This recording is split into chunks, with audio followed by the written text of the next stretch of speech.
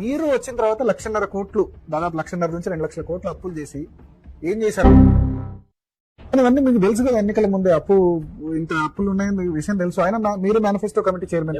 చాలా వాళ్ళ manifesto 420 manifesto అంటారు. 413 హామీలు, 413 ప్లస్ 6 గ్యారెంటీ కలిపితే 420 మేనిఫెస్టో. రైతులకు సంబంధించిన పెట్టుబడి సంబంధించిన సబ్సిడీ 5,000 నుంచి 6,000 15,000 చేస్తా ఉన్నారు.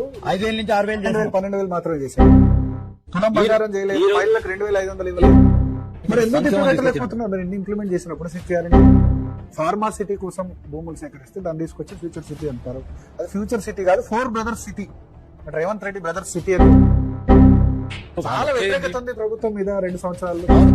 అసలు ప్రజాస్వామ్యయుతంగా ఎన్నికలు జరగలేదు. అంటే వాళ్ళ ప్రభుత్వంలో చేశారు. ఎంఐఎం అక్కడ జూబ్లీ హిల్స్ లో బీఆర్ఎస్ నేతలు రానివ్వకుండా మొత్తం మీరు అక్కడే స్థానికంగా ఉండి మకాం వేసి అన్ని రకాల ప్రలోభాలు చేశారు.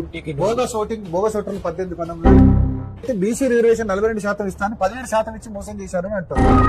కేంద్ర ప్రభుత్వం పైన ఒత్తిడి తీసుకురావడానికి జంతర్ మంతర్ దగ్గర మరి పెద్ద ఎత్తున ధర్నా చేయడం జరిగింది.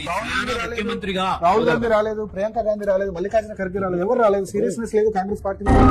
42% అంటే సరే కోర్టు ఉంది, కానీ బీసీలకు చాలా బీసీ డిక్లరేషన్ చాలా హామీలు ఇచ్చారు. దాన్ని ఎన్ని ఇంప్లిమెంట్ చేశారు? ఏమీ చేయలేదు.